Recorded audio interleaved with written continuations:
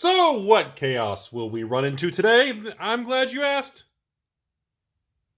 Stop, look at the cards, not my arm. Good lord, what's wrong with you people? Seriously, what's wrong with all of you? Okay, so today, we have a nice stack of a small collection that came into the store, and we need to say, okay, I'm going to go over what's going on here. We have a couple different categories of things to go over, and I think it's going to be quite interesting for you guys to hear the discussion on this stuff. We got pretty much, I'm going to break us all apart into some interesting categories here. All the dragons of Tark here, some random scales and ulamogs and blah blahs, and last but not least, we got a couple lottery cards at the end here. So, we're going to start with the most important and obvious thing here. This was a gentleman who sold out, raised some capital, and he said, Rudy, buymycrap.com. Is that a website? I'm going to own that. Creepy Rudy, buymycrap, hairyarmself.com. Okay, so first thing, let's talk about the basic fetch lands. Enemy fetches, you know they're only going to get reprinted in an expensive, fancy, pseudo-master style set. Even if the prices on Scolding Tarns come back down, I mean, you may come back down from maybe $90 to maybe like 50 or something. They're always going to be expensive moving forward.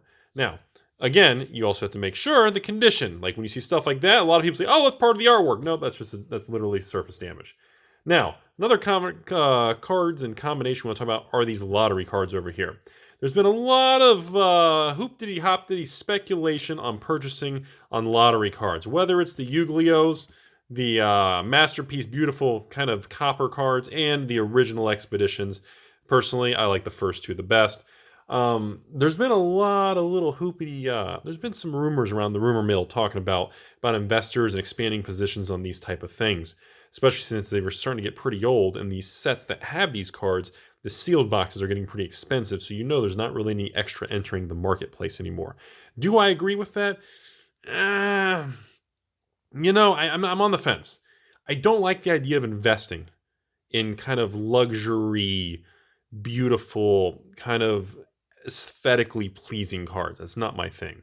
So next, obviously, we had this weird era right now in 2019 where the Force of Wills, original Force of Wills, are cheaper than the new reprinted Force of Wills. We talked about that before. That's still a really strange time. I highly recommend putting money into the originals, even though they are cheaper. I just think that is I think it's a great time to do it, period. Cons, fetch lands. This is going to be a hard use, a lot of caution. They've moved up. Easy money's been made. Be very careful investing, speculating, or collecting those type of cards. If you need them for a deck and you just need a play set to play, go for it. But as far as anything larger than that, that's a hard sell them when you get them. Random cards like this, you've got pretty much like the story of the Hangerback Walker. For those of you who weren't around in Origins, this was the hottest card for a while. Went all the way to 10 to 15 a rare. And now buy lists are like $2, man. These things, I mean, you can maybe, and especially if they're in played condition, you ain't even going to get $2. You know, it's definitely a boom and bust story to be very careful. It's a good learning curve about standard and modern and things like that. So, let's jump to the most important thing in this video. All right, so we had some very, very well-loved damaged. This sucker is literally damaged from water damage, missing some of the corner. You've got, this thing actually was in my bicycle wheel when I was in middle school.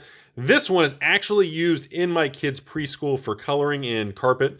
This one is literally what holds my washing machine together. That's the condition. Now, on top of that, let's talk about these underground seas. One of them is fake. And obviously, if you haven't figured out by now, the nicer condition one over here is fake. The gentleman was upfront about it, that he was aware. I told him to send it to me anyways, just so we can share it in the video and discuss it with everybody. First thing, if you look at the card, I mean, it really, look at the polish, man. I swear I don't know why fake cards are polished. I guess the machines and printing and the way they do them have a very strange surface coating on them. I don't know what the deal is with that. They've always been that way. On top of that, the coloring is always off. I don't know why that is. Now, Underground Seas have two versions of coloring. There is more of the gray tone and more, see, the two on the right are the gray tone, and this is more of the lighter brown tone. So there's two versions. This fake one was clearly based on the brown tone one back here, not the gray tone. And even then, though, the white doesn't have that natural aged paper white. It has a strange, brighter tone, and it's just, there's a lot of things wrong with it. And if you feel the card in person, oh man, you would really know. Because when you put them all together, even when you look at the played cards, they are matte finishes. They are very distinctive. The 93-94 paper, and I've said this many times, brokenrecordrudy.com. Remember, old Magic cards have a distinctive surface texture. The cardstock that was used was very distinctive for the time and cannot be duplicated in 2019 because it simply doesn't exist. And again, when you put this one, it's like, oh wow, you can tell the light reflection or refraction or whatever you want to call it isn't even close to these three right here. So I hope, the only thing I can say is I hope the gentleman didn't actually pay legitimate money for this fake card. Otherwise, he's probably out a couple $100. So even though these cards are all heavy played and in very rough condition, again, if you have collections of old cards, even if they're well loved like this, I love to purchase them. There's nothing wrong with that. Remember, I don't discriminate between gem mint, near mint, light play, soft play. She's been around the block, or and she's super heavy played. Even if she's damaged, bring her to me. I'm very welcoming. So that's where these things go. The rest of them, besides the fake one, as you can see, the cards are just very played. So this gentleman got dinged hard on condition. I mean, these things are rough, bro. I mean, there's no way around it. Not only are these heavy played, like I said, some of these are just straight up almost into the, like that's straight up into the damage. When you start having chunks of the card missing, and then the bottom's flared up because of actually liquid damage on there, then that's straight up damage category. And then, of course, you've got the tundras in the middle, which are real. You have a lot of yellowing and dirt from those sleeves back in the day. Very, very heavy played. Some of the cards are literally coming apart at the edges. But again, it is still real. And there are a lot of people who love that. Like, that's something a lot of people have a hard time grasping with, is when I talk about these cards, people say, Rudy, why would you buy these heavy played damage? She's been around the block at every... Look, these particular types of cards, there is a lot of collectors that actually like this because they know they're real. And on top of that, this cards, man, if these cards could talk the stories, the amount of love and history from cards like this is priceless in a lot of investor collectors' eyes. So let's move over to a few other things before we end the video today. Wastelands. All right, so that's another one of the old Tempest cards, and it is an uncommon. It's not a rare, so there is a good quantity of them in the world. So when we see a card like this, and you're interested in buying some of these, I personally think Wasteland from Tempest is one of the cheapest, most hilariously cheap cards for a card that's from the 90s. The age of this card being around 15 years old, and the fact that they're this cheap still, and again, this was another card reprinted in Eternal Masters as a rare, not a mythic. Originally as an uncommon, upshifted one time. Remember, Force of Will, same thing. That was originally an uncommon, or a U3 for alliances. This was technically an uncommon. So, I still think it's super cheap. Now, let's jump over to this. I want to talk about Jace's Vryn's Prodigy. So, Baby Jace, for those of you who weren't around a couple years ago, this was a really big deal. This card almost topped out at almost $100 a card. I know. That was when Origins, and even Rudy was telling people that you should definitely heavily invest in Origins. And that was probably one of the box sets that I got really wrong. At least right now. Long term, you still don't know. Investing in Magic Origins, I mean, the boxes are like $100. There's been no real appreciation. Very stagnant movement. I was wrong. It is what it is. But I still think it will have movement in the future, but clearly it's just dead money, stunted growth, no returns. It is what it is. It happens. One in every so many releases, you're going to get that. Now, at the time, though, when this card spiked almost like, I remember people buying them for $60, $70 a card. People were buying play sets for almost $300. This was almost $300 a long time ago. And now, buy list, couple dollars a card, man. You'd be lucky to sell. I mean, these things will sell for like $5 on eBay, $6. I mean, these things, and it's a great learning experience for everyone to understand that when you buy into the hype of Standard, you're going to lose your money. And that is a golden rule. When you buy based on emotion and hype and what's hot, what's not, and the net deck capital kings of the ivory towers and approved channels and special approved sponsors, you are going to get burned. Always remember that. I don't care what... Rudy, what about this exception? I saw War of the Spark. No. But have you seen War of the Spark? Dude, Modern Horizon... Just... Okay. I understand War of the Spark's good. I'm not arguing with you. I understand Modern Horizons looks unique. It looks cool. I'm not arguing with you. But I am going to tell you the golden rule remains. Do not spec and invest on the single card within the set. It's just high risk. Buy the mutual fund of the Magic World, which is the sealed product. Come on, folks. Now, let's go to another thing.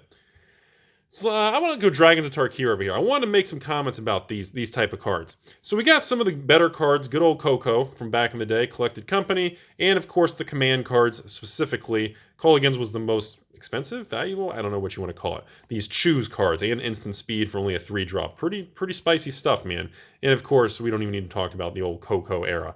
Now, Dragons of Tarkir remains, in my opinion, a very underpriced, cheap set for the iconic nature of the set. People have no idea, but back when Dragons of Tarkir came out, all these command cards and the Dragon Lord mythics and the Sarkhan, Sorin, there were so many expensive, or I'm sorry, Narset, so many expensive cards in Dragons of Tarkir.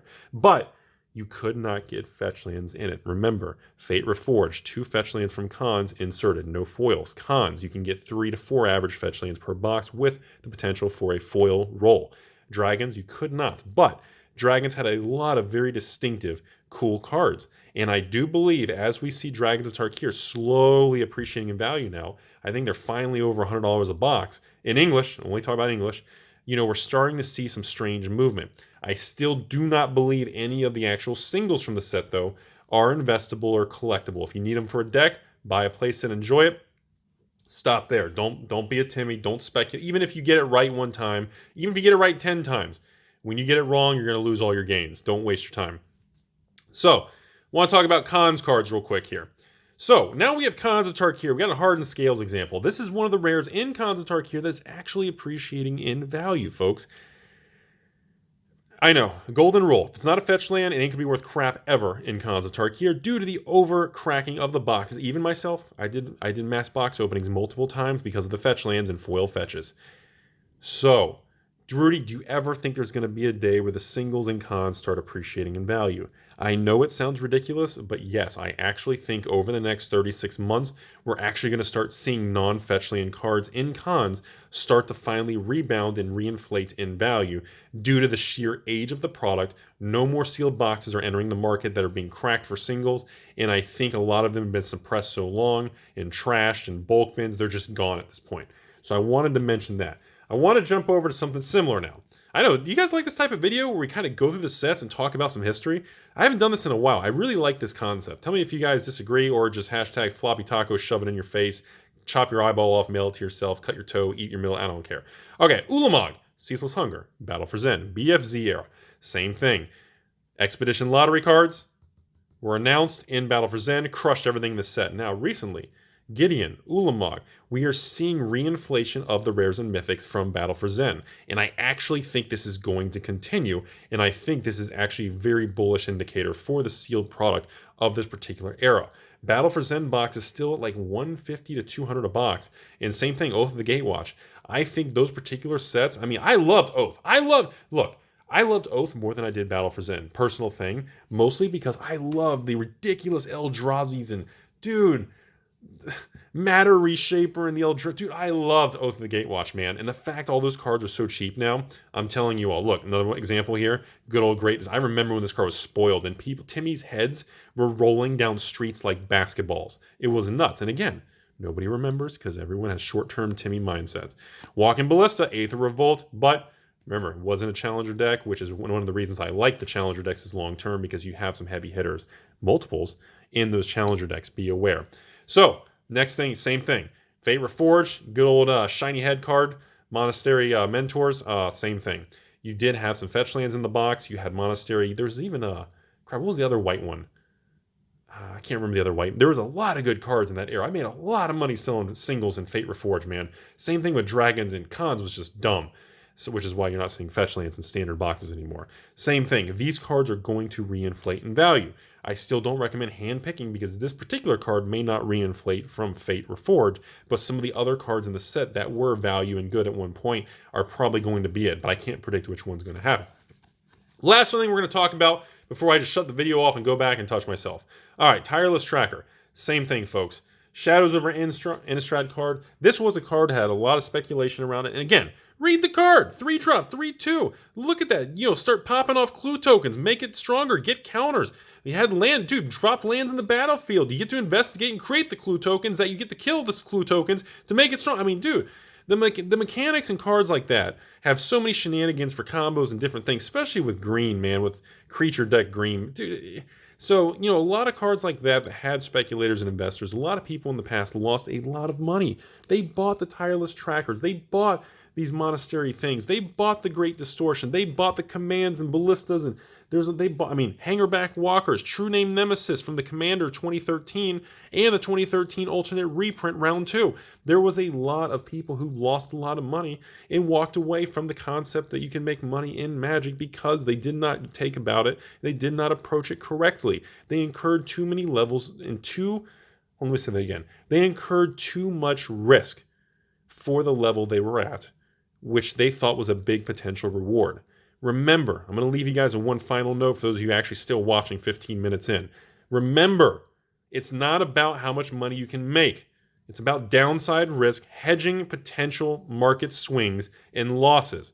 That's the difference between the amateur Timmy and the professional who tries to litigate the risk. It's about managing the downside. Rudy, but if you buy this card, if you buy Hardened Scales and it goes to $20, you can make a 300% return. I don't care. I'd rather buy the Cons booster box and take my 5% to 10% annual return. That's the difference, folks. Hope you guys learned something today. As always, Rudy with Creepy Investments. If you want to sell a collection or you just need money for inappropriate adult things that do weird things and dance and send me an email, AlphainvestmentsLLC@gmail.com. But please don't sell your collection to me and buy stupid things like energy drinks and smoking and actually, you know what? Keep smoking and vaping because I got a lot of shares in Altria, Philip Morris, British American Tobacco, L'Oreal, and of course Vector Group. You guys have a great day.